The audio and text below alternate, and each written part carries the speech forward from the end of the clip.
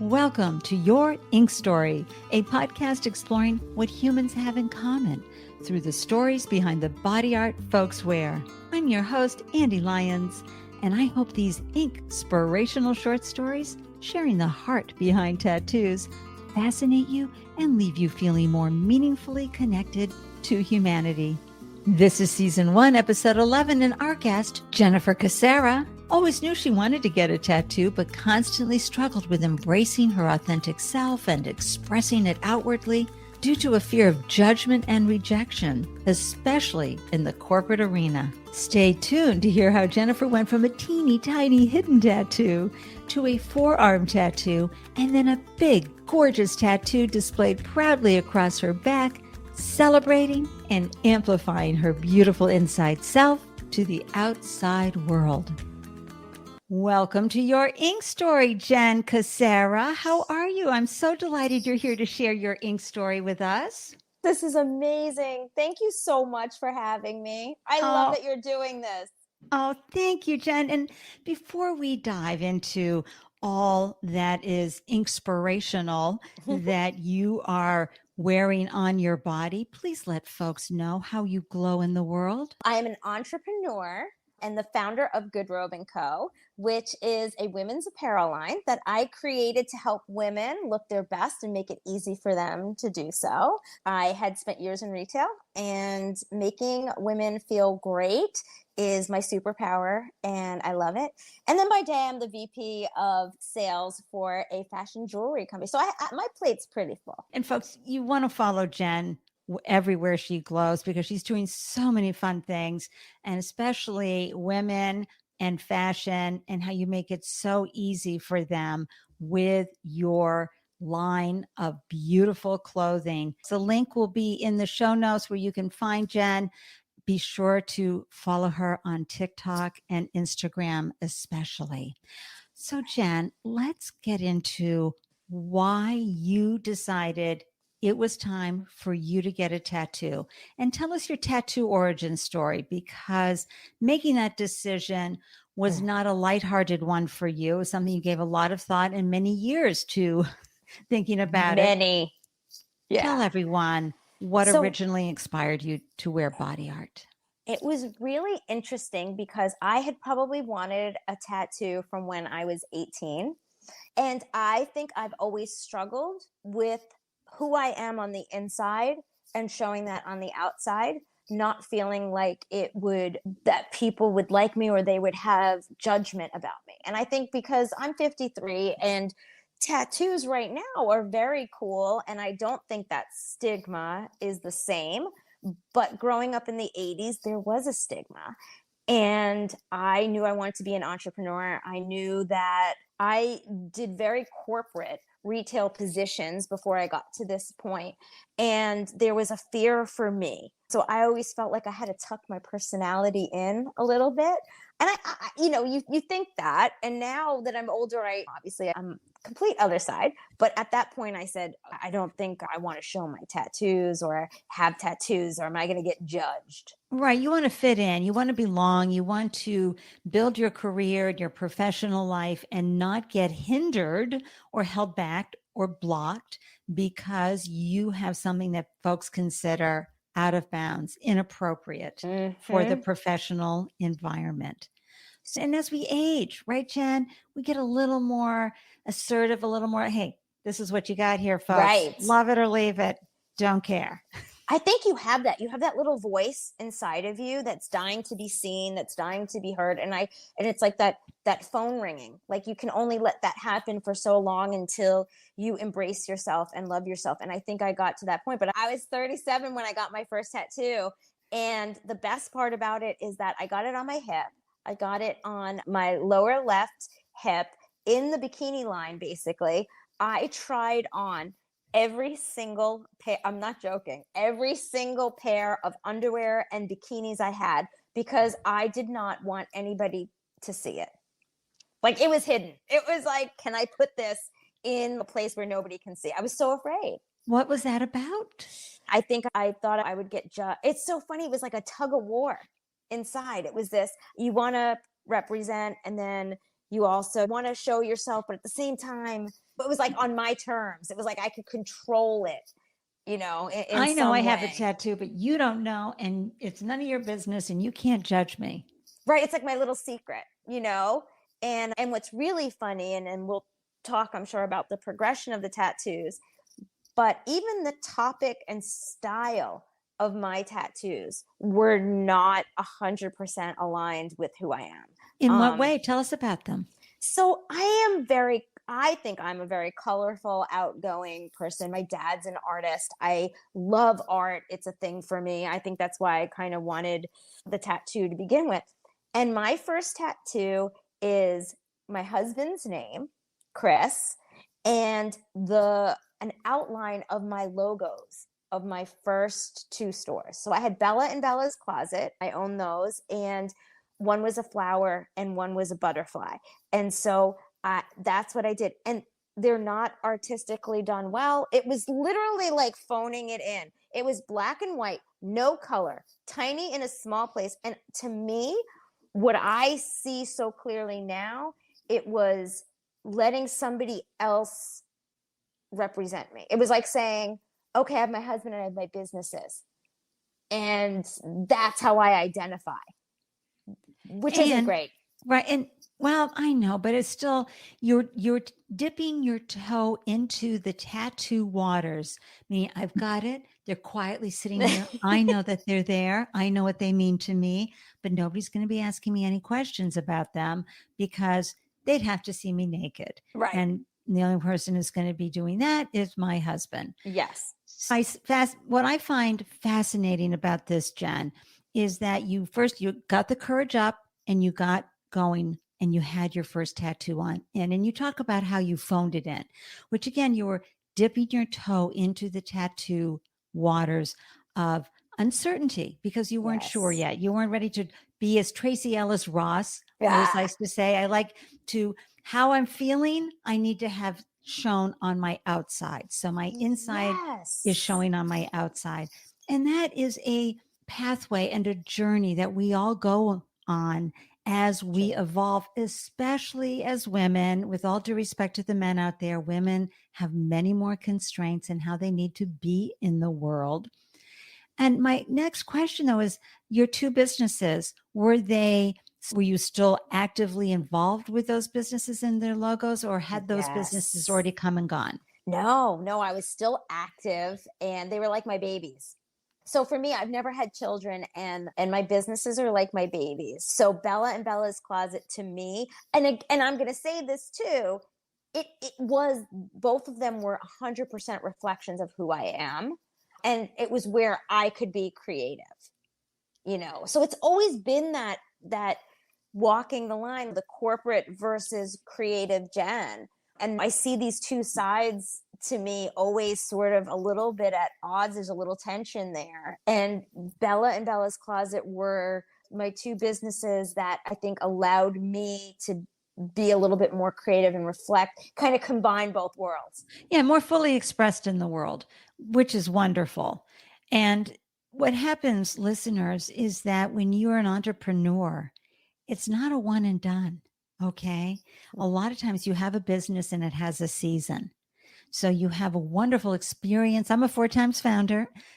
So I can say this with conviction. And that is, our businesses come and we are just in love with them. As Jen said, they were my babies. Yes.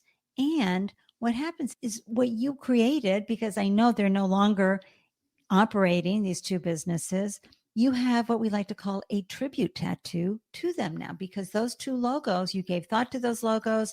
They represented a fully expressed Jen Cassara at that point in time, right? Your creative self coming 100%. Out and being out in the world.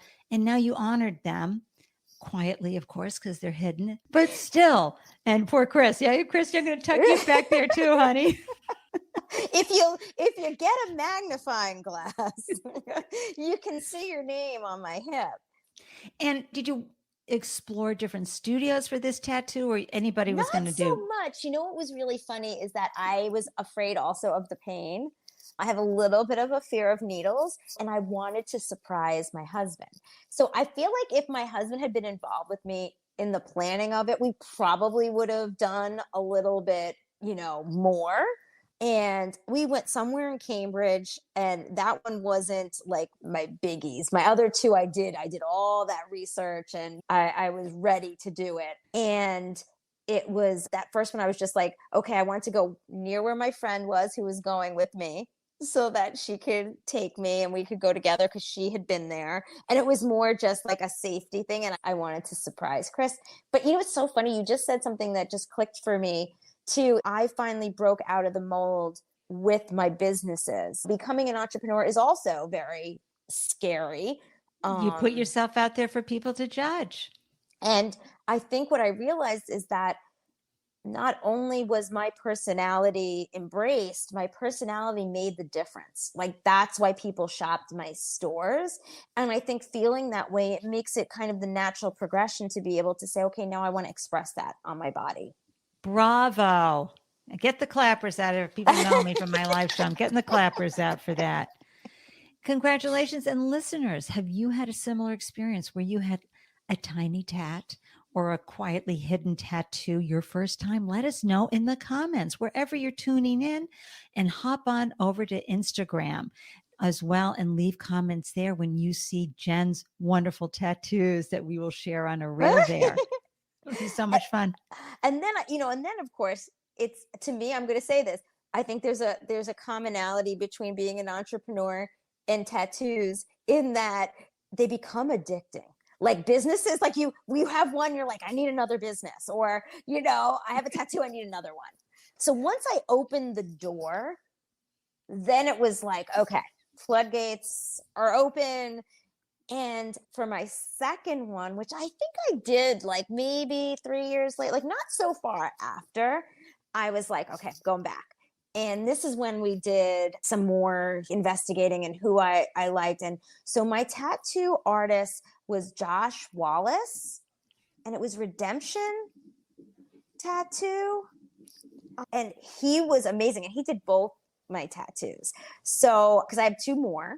But the second one that I got, and again, now this was after the businesses closed and having to go work for somebody else, which is very interesting after you've been an entrepreneur. And I actually think that ex-entrepreneurs make the best workers, because you're like, I'm getting a paycheck. I just got to show up. Like, I can go to bed at night. And also, they're so used to working independently and not needing people to set the bar for them, right? Entrepreneurs get 100%. Right at it. Yes. I think that's great to be rehired. And entrepreneurs who are tuning in, it's not all or nothing. Okay. Yes.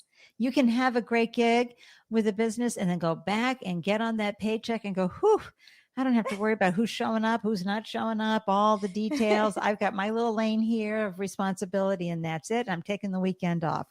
But then, you're called again to have an entrepreneurial experience. It's just how we are. We're into solving problems and delighting folks with whatever magic we want to bring to the world. And maybe it's getting to a certain point too, and you learn and you get to a certain point, and then you inevitably learn more than by going back into the job. Like, I feel like I learned completely different lessons that I needed to learn by going back into corporate. And those lessons have helped me now in the venture that I'm in now. And I feel like you learn so much. And I think that's why you kind of volley back and forth a little bit. And I love that you went on to say, I want to get a second tattoo, but this time I'm going big in the sense that I'm going to do my research. Maybe I'm going to be bringing in some color. I don't know. Share with everybody your second tattoo. I had lost the businesses and I moved, and it was really very emotional. It was... Folks, it is a grieving process when a business gets shut down for whatever reason. There is a death, and there's a death. You have to grieve, and then you have to put it into the right chapter of your life and know that you won. No matter what happens, you always win when you launch a business and build a business. And you were able to take time out for that. So your second tattoo was after the businesses closed down. Yes. And the idea of the lotus really resonated with me Why? because the meaning behind it, number one, I love flowers and colors. So I was like, okay, I want that. But the lotus is sort of mired in the dirt and then it reaches up to the light to come up above. And you sort of have to go through this dark period to kind of come out in the light. And That's a that, beautiful flower. yeah. And it inspired me. I was like, you know what? That's me. We all have to go through some hard times so that we can emerge stronger and brighter. And so, and I said, and you know what? I'm not hiding it.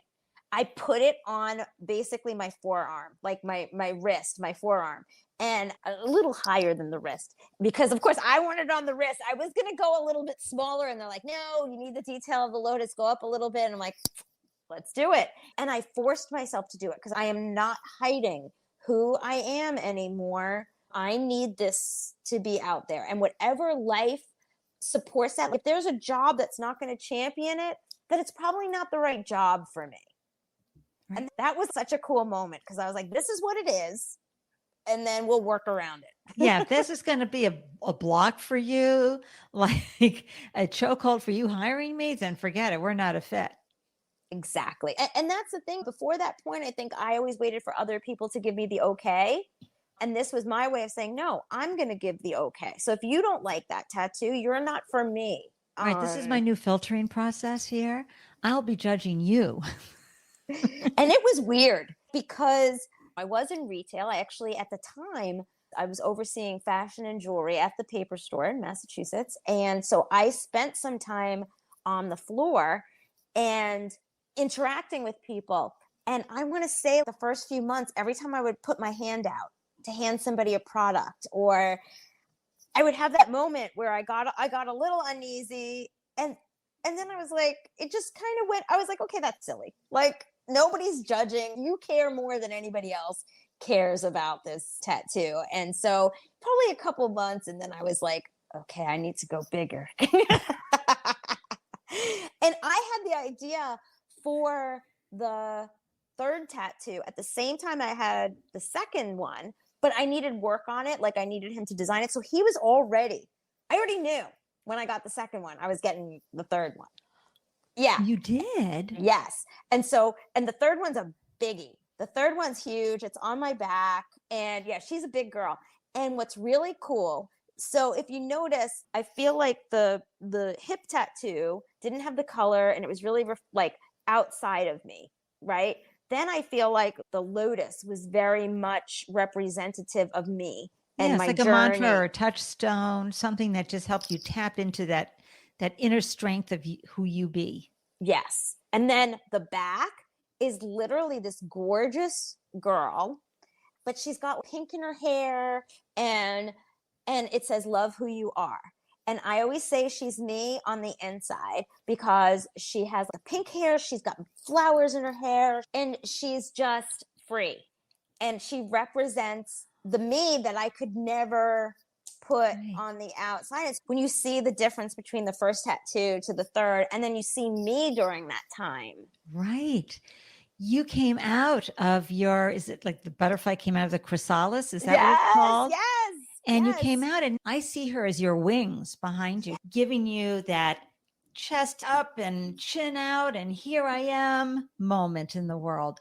And so funny. And what was wild about that is, whereas it's like each one I got a little bit bolder. As soon as I got that tattoo, I bought all new shirts, like racerbacks. I just wanted her out everywhere. I loved her so much. I was like, the biggest downfall is that it's on my back and I can't see her all the time. I adore her. Any chance I get for her to be out and about, I'm so proud of her.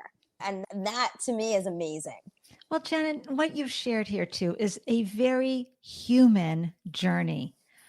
There are some folks who are out and love who they are and put them out since kindergarten, right? Since the day they were born, wherever they went, even in whatever crowd they're in, you could tell they had that inner confidence and rarely struggled with who they be. But most of us are on a journey of worthiness. It is very normal, very human to constantly be tapping into our worthiness and how we want to show up in the world. And especially as women, if we want to be expressive and out there and a little bit loud in who we are. And for our Gen Zs, you have to understand, those of us who are from earlier generations, we have been shut down for many, many decades, millennials, many thousands of years.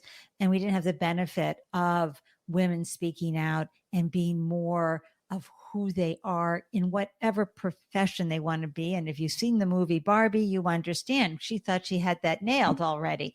But we have taken still a long time to get there. And Jen, what I love especially is you're sharing that evolution for you as a woman in the world who wants to bring all her talent, all her beauty, all her glory, all her goddessness to us. It is a gift when you show up to the world fully expressed. And so I just want to thank you for having the courage to get that first tattoo. And then you got the gorgeous redhead on your back. Oh, she's awesome. And you remind everybody with your words there, love who you are, right? Mm-hmm. That was for me. Well, it's for everybody else though, because as you represent, when you love yourself, you're giving the gift of showing everybody what that looks and feels like. And that changed everything for me. You know, I honestly feel like I am so much more authentic. I don't worry. I'm very calm in situations and difficult situations. But I really do believe that that was the catalyst that really started me to challenge myself to show up authentically in every situation. Women tend to look around the room and say, who's doing it best? I need to do better. Mm-hmm. And instead of saying, what's best for me? Because it's my favorite quote from Seth Godin, sure, it's been done before, but not by you and that's not right. For us. And so that's what this evolution has been about for you. And folks, you've got to hop on over to TikTok or Instagram and watch Jen in her reels. And you can sit there and feel so proud that you know that this is who she's evolved into because she's so natural. She really wants to help. She does this great clothing advice, fashion advice, and knocking down some silly advice that's out there and really bringing her authentic self. I love that, Jen. On Thank all you. Your videos. Thank you. That's so what real. I say now. Now I'm like, let your outside reflect your inside. And don't listen. I'm almost like the anti-fashion person. I'll help you and I'll be realistic, but at the same time, I'm living somebody else's rules, right? For fashion, live for you and make yourself happy in the process because you will never wear it if you don't enjoy how you feel in it. That's right. And you're expressing your inside on the outside and learning what that is like and what that feels like and looks like is so important. Oh, Jen, I just love everything that you've had to say. Listeners, I hope you hop into the comments and share what you think about Jen's stories because how do folks respond to your tattoos? Did you go through that period where you wanted to be a little quiet about your tattoos or were you like right out there? One of our guests on episode 8, Christian, he had it right away, respect right on his neck. I thought, what?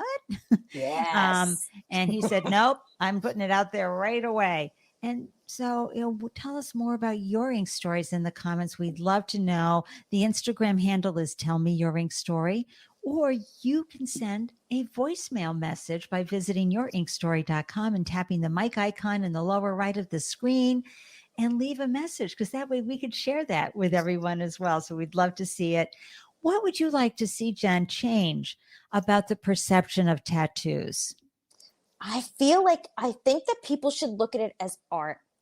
I mean, I know people who have tattoos do, but I do think if you take a minute longer to really look at somebody's tattoos, I think it's like a window into their soul. I mean, obviously that's why you're doing this. And if you see the humanity in that and the art in that, I just think it's really beautiful and to respect that. Right. And the artists, that's why we always shout out the artists here on Your Ink Story because tattoo artists are artists. When you start following these tattoo artists and see what they do and how they bring their art to the world expressed in this particular way, whew, some are mind-blowing. Mind-blowing. Well, we can't wait to see all your beautiful tattoos, Jen, in the reels. listeners, be sure to go check out Instagram and see the reel that was created with Jen's tattoos. So you can go, oh my gosh, will you look at that? And let us know what you think. And Jen, I cannot thank you enough for joining me for this delicious conversation, for sharing your beautiful ink stories with us. I'm deeply grateful for your inspirational insights about the art of tattoos and the heart behind your tattoos. You have helped us connect more deeply with each other through your stories. Thank you so much. Thank you for having me. This was so great to talk about it. And it really makes you think and see how far you've come. That's very right. Cool. You have had a spectacular evolution. We're so glad that you are continuing to give us the gift of you in the world just as you are. Thank you for listening to this episode of Your Ink Story. Please rate and review this podcast wherever you are tuning in. And if this episode inspired you, please share it so we can all feel more connected through our common humanity and lived experiences. If you or someone you know would like to share a meaningful ink story on the podcast, please send me an email, Ande@yourinkstory.com, along with a brief description. Feel free to share your thoughts about this episode via a voicemail message by visiting yourinkstory.com. And when you get to the website, just tap the podcast mic icon located in the lower right-hand corner of the screen and leave your message. Until next time, I'm wishing you a delicious day everywhere you glow. Cheers.